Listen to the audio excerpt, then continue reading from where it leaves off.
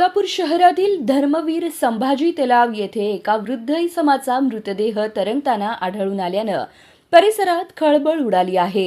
ही घटना विजापूर रोड परिसरात घडली असून सकाळी 11च्या सुमारास काही नागरिकांना तलावात मृतदेह दिसून आला।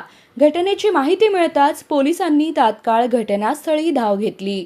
तलावातील चिखलात अडकलेला मृतदेह बाहेर काढण्यात आला। प्रत्यक्षदर्शींनी दिलेल्या माहितीनुसार मृतदेह काही प्रमाणात चिखलात रुतलेला होता।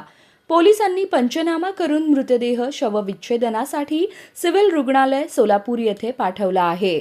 अद्याप मृत व्यक्तीची ओळख पटलेली नाही, मात्र प्राथमिक तपासात मृताच्या कपड्यांमध्ये एका महिलेचा फोटो आणि एक मोबाईल क्रमांक आढळून आला आहे।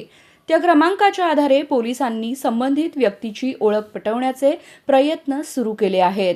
मृत्यूचे नेमके कारण शवविच्छेदन अहवालानंतर स्पष्ट होणार असून या घटनेचा अधिक तपास सुरू आहे।